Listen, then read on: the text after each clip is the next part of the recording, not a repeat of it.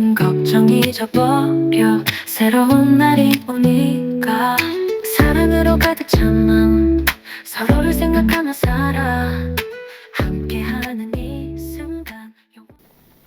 이런 말이 있습니다. 하나님을 두려워하는 자는 다른 것을 일체 두려워하지 않게 된다. 오직 하나님만을 두려워할 줄 알기 때문에, 하나님만이 두려움의 대상이 된다고 하는 것을 알기 때문에 다른 것은 뭐 사람이든지 물질이든지 권력이든지 그 어떤 것에도 마음을 뺏기지 아니한다는 말씀입니다. 이 사도 바울은 다메섹 도상에서 회심한 이후로 이제 다른 것은 아예 안 무서워해요. 우리 예수님의 말씀, 그리고 우리 예수 그리스도께서 나를 어떻게 보시는가, 여기에만 관심이 있고, 거기에서 내가 조금 부족하다 싶으면 거기에서 두려움이 있고 떨림을 느끼는 것이지, 그 어떤 사회의 권력 뭐 그런 거에 대해서 두려움을 느끼지 아니하는 진정한 그리스도인으로서 살아가게 됩니다. 그래서 누구를 만나든지 할 말을 다 하게 되는 거예요. 이제 십자가, 그 복음이 기준이 되어져서 그 기준에서 어긋나는 것이라고 하면은 그것을 바로잡기 위해서 할 말도, 센 말도, 강한 말도 서슴지 아니하고 이렇게 하게 되는 그런 강단 있는 사람으로 살아가게 됩니다. 오늘 성경 말씀에 보면은 예루살렘 교회의 이제 수장은 크게 두 분이라고 볼 수 있어요. 베드로와 사도 야고보라고 이렇게 이제 우리가 볼 수 있는데, 베드로는 이제 총회장과 같은 분이에요. 그래서 이제 주로 예루살렘 교회의 이 내정에 대한 일은 야고보에게 맡기고, 이제 밖으로 이렇게 돌아다니는 일, 어디 가서 설교를 많이 하는 일, 이런 것은 이 베드로 사도가 도맡아서 하게 됩니다. 여러분이 잘 아시는 것처럼 성령의 충만함을 받아서 베드로에게는 말씀을 잘하실 수 있는 능력을 주셨잖아요. 한번 설교할 때마다 3,000명씩 회개하는 그런 역사도 펼쳐졌기 때문에 이 사도 베드로는 이제 밖에 있는 모든 일들을 거의 대변하면서 사는 그런 예루살렘 교회, 요즘식으로 말씀드리면 총회장으로 살게 됩니다.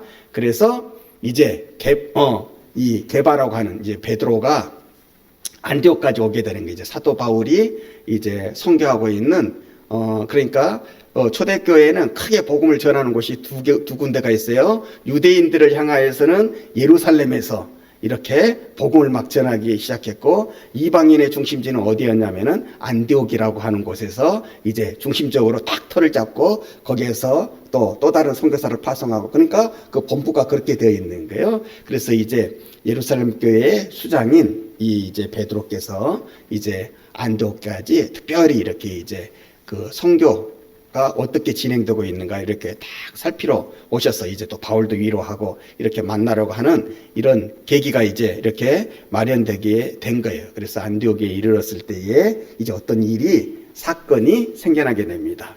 그게 무슨 사건이냐면, 사도 바울의 입장에서는 이 총회장이 사도 베드로가 책망받을 일이 있었다 이 말이에요. 그게 오늘 성경 말씀에 어떻게 기록되어 있냐면은 12절에 야고보에게 온 어떤 이들이 이르기 전에 게바가 이방인과 함께 먹다가 그들이 오매 그가 할례자들을 두려워하여 떠나 물러가매. 자, 안디옥은 이제 이방인 크리스찬들이 이제 생겨난 곳 아닙니까? 그러니까 이방인 크리스찬들이 많이 있는 거예요. 그래서 이제 사도 베드로도 다 깨어있고, 그 전에 사도 바울과 이렇게 악수를 하면서 우리가 선교하는 대상만 다를 뿐이지 복음을 전하는 것은 우리나 너나 매 한 가지다, 이렇게까지 다 했는데, 문제는 그것을 이해하지 못하는 압력을 주는 많은 사람들이 있었다는 거예요, 그 주위에. 그래서 이제 안디옥에 이르러 가지고 우리가 자기가 서로 간에 같이 한 믿음대로 이방인들과 식사를 하는 거예요. 그러니까 여기서 이방이라고 하는 것은 이방인 크리스찬인 거예요.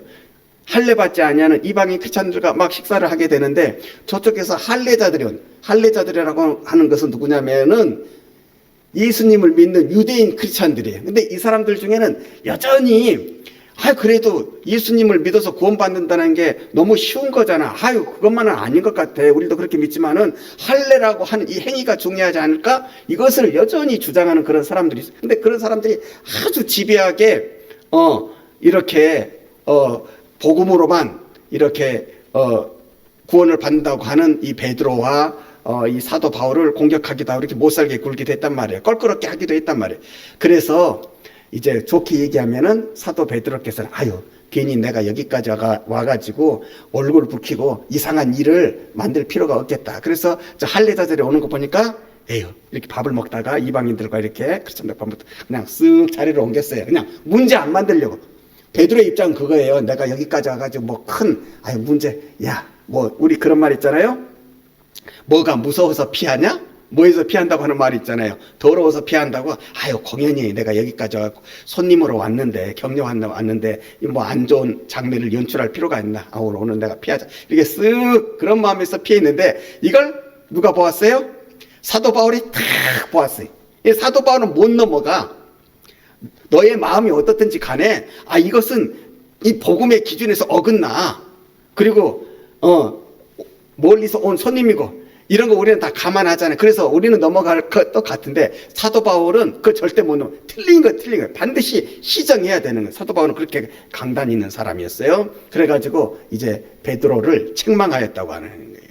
실질적으로 그 당시에 지금은 사도 베드로와 사도 바울의 이상을 이렇게 똑같이 봅니다. 양기둥으로 봅니다. 그러나 그 당시에는 총회장과 선교사의 차이니까 그게 굉장히 차이가 나 있는 거예요. 그럼에도 불구하고 총회장이 잘못했을 때는 이거 잘못됐습니다. 이렇게 해서는 이렇게 당연하게 지적을 하는 사람이 사도 바울이었다고 하는 것을 알 수 있어요. 그리고 이것도 사적으로 잠깐 봅시다. 당신의 그 체면을 생각해서 내가 사적으로 아무도 없는 데서 이렇게 고치시라고 말씀드리는 거예요. 이런 것이 아니라 공개적으로 책망을 하는 거예요.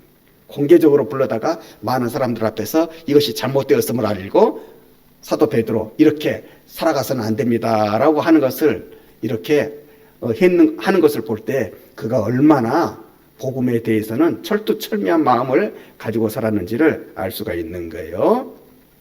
자, 그렇게 하는 이유가 13절에 나오고 있습니다. 13절에 보면 남은 유대인들도 그와 같이 외식함으로 바나바도 그들의 외식에 유혹되었느니라. 사도 베드로가 총회장이네. 총회장이 그런 모습을 보이니까 그를 따르던 이제 다른 목회자들도 아 저렇게 해도 되는가 보다. 이렇게 해서 그들도 따르기를 시작한 거. 사도 바울을 만났을 때에는 전혀 그렇게 행하지 않던 사람들이 사도 베드로가 그렇게 행하는 것을 보고 그렇게 유대인 크리스찬들이 오는 것을 보고 이방인 크리스찬들과 밥을 먹다가 쓱 그 자리를 피하는 것을 보고 우리도 껄끄러운데 좀 피해야지. 사도 베드로도 저렇게 이렇게 따라가기 시작했다는 거예요. 그리고 더 나아가서는 바나바가 나오고 있죠. 바나바는 이곳의 담임 목사님, 이곳의 담임 목사님도 유혹받기 시작했더라. 오늘 성경 말씀이 그렇게 기록되어 있잖아요.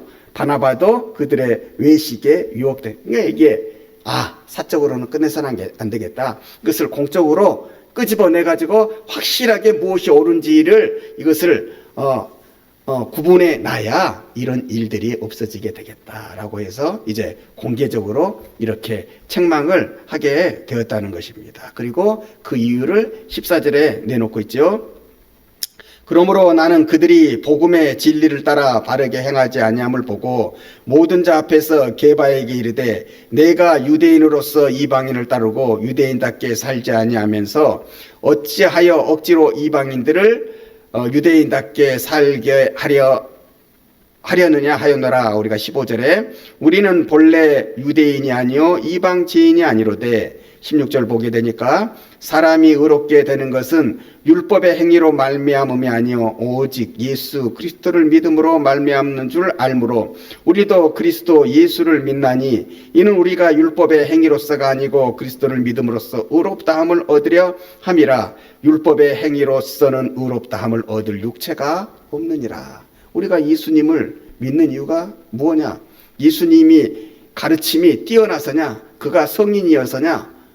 그가 우리들보다도 훨씬 더 많은 지식을 우리는 그런 걸로 예수님을 믿는 게 아니지 않느냐. 우리는 우리의 신앙 고백으로 예수님을 하나님의 아들로 믿지 아니하냐. 구세주로 믿지 아니하냐. 그래서 우리가 서로 간에 신앙 고백하기로 예수 그리스도를 하나님의 아들로 구세주로 믿음으로 말미암아서 이제는 율법으로 구원받지 않냐고 그를 믿는 믿음으로 구원받는 것을 하나님께서 우리에게 허락하신 구원의 선문일 줄로 우리가 지금껏 알고 살아왔지 아니하냐. 지금껏 그것을 전파하고 있지 않냐. 그것을 위해서 우리가 지금껏 목숨을 걸고 살아왔지 아니하냐. 그것 때문에 우리가 얼마나 큰 핍박을 받아왔지 아니하냐. 그런데 왜 그것을 그 복음의 진리를 네가 변질시키려고 하느냐. 우리가 그렇게 해서는 아니 된다. 우리가 구원은 어떻게 이루어지는지를 오늘 이 시간에 분명히 밝히자. 우리는 율법의 행위로 구원을 받는 것이 아니라 그리스도 예수를 믿는 그 믿음으로 구원을 받는다라고 하는 것을 이렇게 말하고 있고, 율법의 행위로서는 의롭다 함을 얻을 육체가 하나도 없느니라. 이렇게 탕탕탕 결론을 거기에서 완전하게 내리는 것입니다. 그리고 거기에 대한 부연 설명을 하고 있는 것입니다. 사도 바울은 굉장한 변증가예요. 신학자입니다. 그래서 하나하나 조목조목 이렇게 따져가면서 이렇게 가르치고 있는 것을 보십니다. 그게 17절 이하에 나오고 있는데, 만일 우리가 그리스도 안에서 의롭게 되려 하다가 죄인으로 드러나면 그리스도께서 죄를 짓게 하는 자느냐. 결코 그럴 수 없느니라. 그리스도 예수께서는 자기를 믿음으로 말미암아 구원을 이룬다고 하셨는데, 예수 그리스도께서 그러므로 너희가 율법을 따르지 말고 나를 따르라고 하셨는데, 그럼으로써 우리가 율법을 어김으로써 우리가 죄인이 되어진다면, 그러면은 예수께서는 우리를 죄 짓는 자로 죄인으로 만드시는 분이시냐? 그것은 절대 아니지 아니하냐. 그런데 왜 예수님의 말씀을 자꾸 따르려 하지 아니하고 율법으로 구원받을 수 있는 여지를 만들어내느냐? 그것은 우리가 믿는 그 믿음에 위배되는 것이다. 절대로 그렇게 해서는 안 되는 것이다.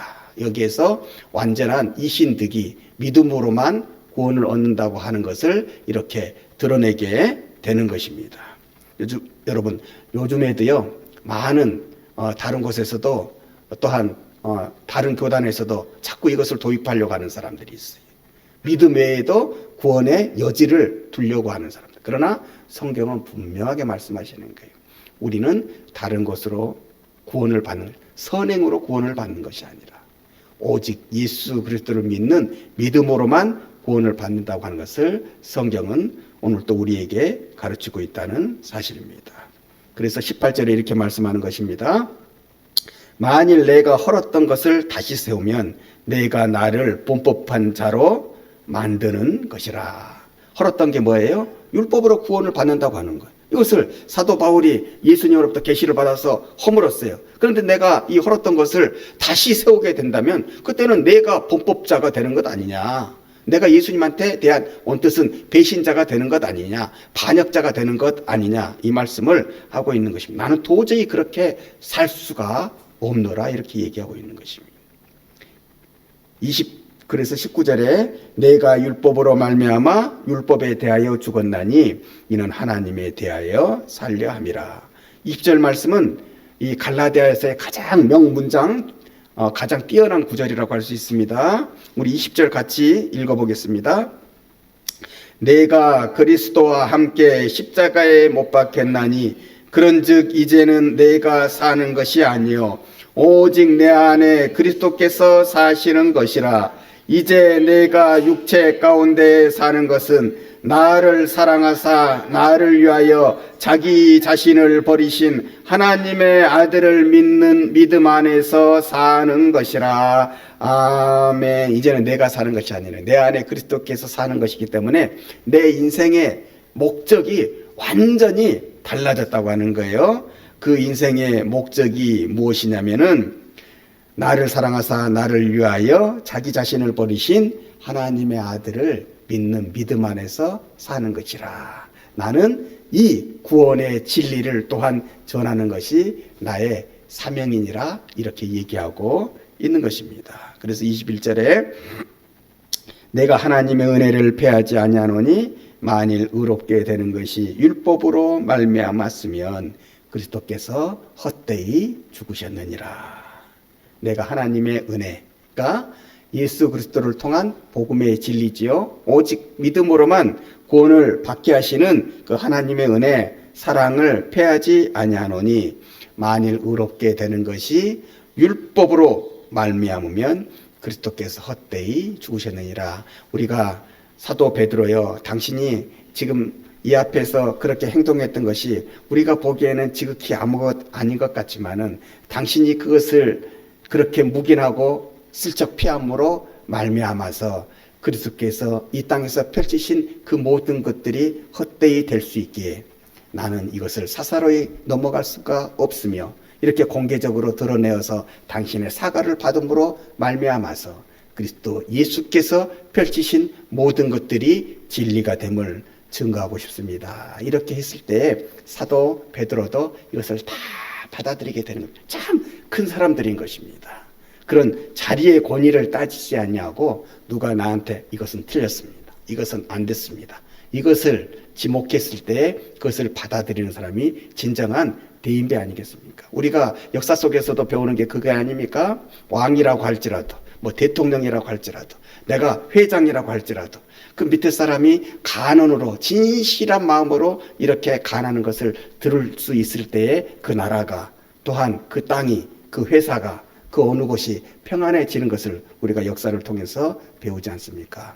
우리가 앞으로 살아가면서 우리의 가정을 잘 다스리기 위해서 또 우리가 속한 그 회사를 또한 잘 다스리기 위해서 또 나라를 잘 다스리기 위해서 우리가 정말 지극히 작은 자의 말도 귀하게 아름답게 깨달을 수 있는 그런 마음의 넉넉함도 가져야 되겠다. 우리가 다른 것보다도 내 마음을 그렇게 키워가고 내 마음의 그릇을 그렇게 키워가게 될 때에 하나님은 더 큰 일도 더 큰 사명도 우리에게 맡기셔서 하나님의 영광을 돌리게 하는 것입니다. 여러분, 요즘 보면은 외국을 봐도 우리나라를 봐도 그 지도자들을 봐도요, 뭐 다른 건 모르겠습니다. 제가 조금 느끼는 것은 왜 이렇게 마음이 조그마한가? 그 정도 위치, 그 정도 자리에 있으면 마음이 더 커야 되지 않겠는가? 그런 것을 생각해 보면서 이제 그런 사람들에게 부족한 부분이 우리들을 통해서도 우리가 더 커지고 우리의 마음이 더 넓어지고 도량이 넓어지고 우리가 더 큰 인물이 됨으로 말미암아서 정말 우리의 살아가는 모습이 이 땅 속에 아름다움을 평안을 많이 남기게 되시는 그런 축복된 삶으로 연결되어져서 하나님께 영광 돌리시고 믿음의 선한 영향력을 끼치며 살아가시는 은혜의 귀하고 아름다운 큰 종들이 되어지시기를 주님의 이름으로 간절히 축원합니다.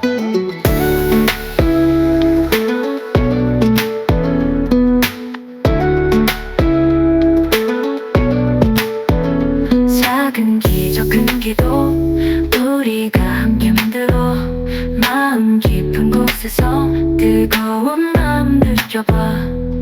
새벽이 밝아오는 그 시간 기쁨이 우리 감싸고 희망이 넘치는 세상 우리가